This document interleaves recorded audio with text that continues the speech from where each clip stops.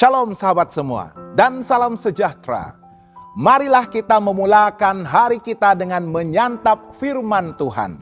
Sarapan kasih yang membawa terang bagi jalan kita serta kesegaran bagi jiwa kita. Dalam Kejadian 28 ayat 16 dan 17, firman Tuhan menyatakan, ketika Yakub bangun dari tidurnya, berkatalah dia, sesungguhnya Tuhan ada di tempat ini dan aku tidak mengetahuinya. Dia takut dan berkata, alangkah dahsyatnya tempat ini. Ini tidak lain dari rumah Allah. Ini pintu gerbang sorga. Sahabat semua, pernahkah Anda berada dalam situasi di mana hidup terasa gelap, tidak menentu, dan Anda tertanya-tanya, di manakah Tuhan dalam semua ini? Kisah Yakub di Betel mengingatkan kita bahwa Tuhan sentiasa dekat walaupun kita berasa jauh daripadanya. Yakub sedang melarikan diri daripada kemarahan abangnya Esau. Dia telah menipu ayahnya, mendapat berkat sulung secara licik, dan kini terpaksa meninggalkan rumah, terasing, takut, dan sendirian. Di padang gurun, Yakub berhenti untuk bermalam.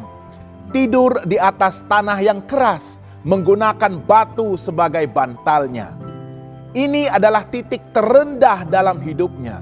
Dia kehilangan rumah, keluarganya, dan mungkin rasa bersalah menghantui dirinya. Kita semua pernah merasa seperti Yakub. Ketika kita jauh dari tempat yang aman, merasa bersalah, terasing, atau kecewa dalam hidup. Namun, tempat yang kita anggap padang gurun itu sering menjadi tempat pertemuan dengan Tuhan. Dalam tidurnya, Yakub mendapat penglihatan tangga yang menjulang dari bumi ke langit, dengan malaikat turun dan naik. Dan di atas tangga itu berdirilah Tuhan yang berkata, "Akulah Tuhan, Allah Abraham dan Ishak. Aku menyertai engkau dan akan melindungi engkau kemanapun engkau pergi."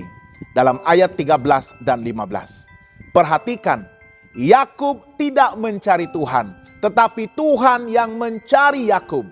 Dia tidak layak, dia baru saja menipu, tetapi Tuhan tetap datang, bukan dengan penghukuman, melainkan dengan janji penyertaan dan pemulihan.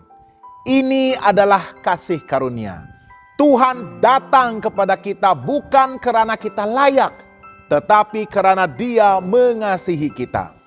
Tuhan tahu siapa kita dan tetap mau menyertai kita.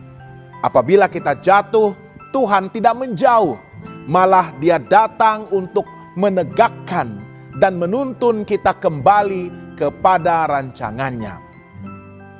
Ketika Yakub bangun, dia berkata, sesungguhnya Tuhan ada di tempat ini dan aku tidak mengetahuinya. Betapa dahsyat tempat ini. Ini tidak lain daripada rumah Allah, pintu gerbang sorga. Yakub sadar bahwa walaupun dia berada di tempat sepi dan gelap, Tuhan sebenarnya ada di sana. Kita kadang-kadang mencari Tuhan dalam tempat ibadah, perhimpunan yang besar, atau saat-saat rohani kita. Tapi Tuhan juga hadir dalam kesendirian, dalam air mata dan kekosongan hidup kita. Saat kita paling lemah, paling kecewa, itulah saat Tuhan paling dekat. Keesokan paginya, Yakub mendirikan batu itu sebagai tugu peringatan dan menamakan tempat itu Betel, rumah Allah. Dia juga berikrar, jika Tuhan menyertai aku, maka Tuhan akan menjadi Allahku. Ini bukan hanya janji syarat, tetapi satu titik permulaan hubungan pribadi antara Yakub dan Tuhan. Sebelumnya, Tuhan adalah Allah Abraham dan Ishak. Kini Yakub mula menerima Tuhan sebagai Allah pribadinya. Kita semua perlu sampai ke titik ini.